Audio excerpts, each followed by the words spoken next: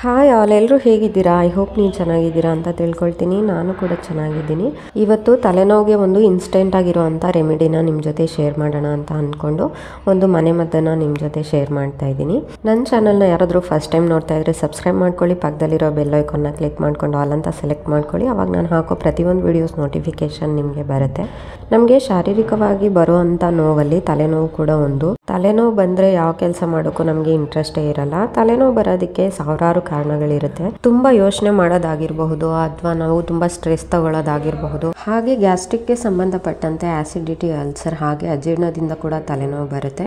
ಇದ್ರ ಜೊತೆಗೆ ಮಳೆಗಾಲ ಚಳಿಗಾಲದಿಂದ ಕೂಡ ಸೈನಸ್ ಇಂದ ಕೂಡ ನಮಗೆ ತಲೆನೋವು ಬರುತ್ತೆ. ಹಾಗೆ ಮೈಗ್ರೇನ್ ತಲೆನೋವು ಇದ್ದವ್ರಿಗೆ ತುಂಬಾನೇ ಜಾಸ್ತಿ ಬರುತ್ತೆ. ಟೆನ್ಷನ್ ಜಾಸ್ತಿ ತೊಗೊಂಡ್ರು ಕೂಡ ತುಂಬಾ ತಲೆನೋವು ಬರುತ್ತೆ. ಇದ್ರ ಜೊತೆಗೆ ಲ್ಯಾಪ್ಟಾಪಲ್ಲಿ ಕೆಲಸ ಮಾಡೋರು ತುಂಬ ಜನ ಇರ್ತೀರಾ. ಸೊ ತುಂಬ ಹೊತ್ತು ನಾವು ಲ್ಯಾಪ್ಟಾಪ್ ನೋಡೋದ್ರಿಂದ ಕೂಡ ತಲೆನೋವು ಬರುತ್ತೆ. ಹಾಗೆ ತುಂಬ ಹೊತ್ತು ಮೊಬೈಲ್ ನೋಡೋದ್ರಿಂದ ಕೂಡ ನಮಗೆ ತಲೆನೋವು ಬರುತ್ತೆ. ಲೇಟ್ ನೈಟ್ ಆದರೂ ಚೆನ್ನಾಗಿ ನಿದ್ದೆ ಮಾಡಲ್ಲ. ದಿನಕ್ಕೆ 8 ಅವರ್ ನಾವು ನಿದ್ದೆ ಮಾಡಲೇಬೇಕು. ಅದರಲ್ಲಿ ನಾವು ಎಷ್ಟೇ ಕಡಿಮೆ ನಿದ್ದೆ ಮಾಡಿದ್ರೂ ಕೂಡ ತಲೆನೋವು ಬರುತ್ತೆ. ಇದ್ರ ಜೊತೆಗೆ ನಮ್ಮ ದೇಹಕ್ಕೆ ಬೇಕಾಗಿರೋ ಅಷ್ಟು ನೀರನ್ನು ನಾವು ಕುಡಿಯಲ್ಲ. ಸೊ ನಾವು ನೀರು ಕುಡಿದೇ ಇರೋದ್ರಿಂದ ಕೂಡ ನಮಗೆ ತಲೆನೋವು ಬರುತ್ತೆ.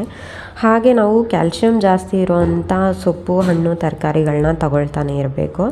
ಆ ಥರ ತಗೊಂಡ್ರೆ ನಮಗೆ ತಲೆನೋವು ತುಂಬಾ ಕಡಿಮೆ ಆಗುತ್ತೆ. ಜೊತೆಗೆ ನಾವು ಸರಿಯಾಗಿ ಊಟ ಮಾಡಿಲ್ಲ ಅಂದರೂ ಕೂಡ ತಲೆನೋವು ಬರುತ್ತೆ. ಸೊ ನಾವು ಈ ತಲೆನೋವನ್ನ ಹೇಗೆ ಕಡಿಮೆ ಮಾಡ್ಕೋಬೇಕು ಅಂತ ನಾನು ನಿಮಗೆ ಒಂದು ರೆಮಿಡಿನ ಹೇಳ್ಕೊಡ್ತೀನಿ.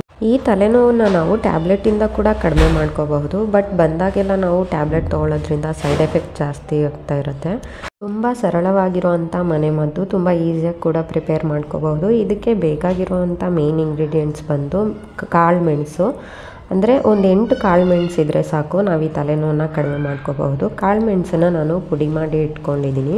ಮೊದಲಿಗೆ ಒಂದು ಗ್ಲಾಸ್ನ ತೊಗೊಂಡು ಈ ಪುಡಿ ಮಾಡಿ ಇಟ್ಕೊಂಡಿರೋ ಅಂಥ ಕಾಳುಮೆಣಸಿನ ಪುಡಿನ ಅದರೊಳಗೆ ಹಾಕಿ, ಹಾಗೆ ಅದ್ರ ಜೊತೆಗೆ ನಾನು ಒಂದು ಅರ್ಧ ನಿಂಬೆಹಣ್ಣಿನ ರಸನ ಕೂಡ ಆ್ಯಡ್ ಮಾಡ್ಕೊಳ್ತಾ ಇದ್ದೀನಿ. ಹಾಗೆ ಒಂದು ಗ್ಲಾಸಷ್ಟು ಬಿಸಿ ಮಾಡಿಟ್ಟಿರೋ ಅಂಥ ಬಿಸಿನೀರನ್ನು ಆ್ಯಡ್ ಮಾಡಿಕೊಂಡು ಒಂದು 1/4 ಟೀ ಸ್ಪೂನಷ್ಟು ಸಾಲ್ಟನ್ನ ಹಾಕ್ಕೊಳ್ತಾ ಇದ್ದೀನಿ. ನೀವು ಸಾಲ್ಟ್ ಬೇಕಂದರೆ ಸ್ಕಿಪ್ ಮಾಡ್ಕೊಳ್ಳಿ. ದೊಡ್ಡವ್ರಾದರೆ ಹಾಗೆ ಕುಡಿಬೋದು. ಒಂದು 8 ವರ್ಷದ ಮೇಲ್ಪಟ್ಟಿರೋಂಥ ಮಕ್ಕಳಿಗೂ ತಲೆನೋವು ಬಂದರೆ ಇದನ್ನು ಕೊಡಬಹುದು. ಅವ್ರಿಗೆ ಸೋಸ್ಬಿಟ್ಟು ಕೊಡಿ. ನಮಗೆ ಎಷ್ಟೇ ತಲೆನೋವು ಇದ್ದರೂ ಕೂಡ ಈ ಡ್ರಿಂಕ್ ಕುಡಿದು ಒಂದು 5-10 ನಿಮಿಷಕ್ಕೆ ನಮಗೆ ಕಡಿಮೆ ಆಗಿಬಿಡುತ್ತೆ. ಇದೇ ಥರ ಒಳ್ಳೊಳ್ಳೆ ವೀಡಿಯೋಸ್ಗಾಗಿ ನನ್ನ ಚಾನಲ್ನ ಸಬ್ಸ್ಕ್ರೈಬ್ ಮಾಡ್ಕೊಳ್ಳಿ. ವಿಡಿಯೋ ಇಷ್ಟ ಆಗಿದ್ರೆ ಒಂದು ಲೈಕ್ ಮಾಡಿ, ಕಾಮೆಂಟ್ ಮಾಡಿ, ಶೇರ್ ಮಾಡಿ. ಹಾಗೆ ನನ್ನ ಚಾನಲ್ನ ಇನ್ನೂ ಯಾರಾದರೂ ಸಬ್ಸ್ಕ್ರೈಬ್ ಮಾಡ್ಕೊಳ್ದೆ ನೋಡ್ತಾ ಇದ್ದರೆ ಪ್ಲೀಸ್ ಸಬ್ಸ್ಕ್ರೈಬ್ ಮಾಡ್ಕೊಳ್ಳಿ. ಮತ್ತೆ ಸಿಗ್ತೀನಿ ಒಂದು ಒಳ್ಳೆ ಟಿಪ್ಸ್ನ ಜೊತೆ. ಅಲ್ಲಿವರೆಗೂ ಥ್ಯಾಂಕ್ಸ್ ಫಾರ್ ವಾಚಿಂಗ್.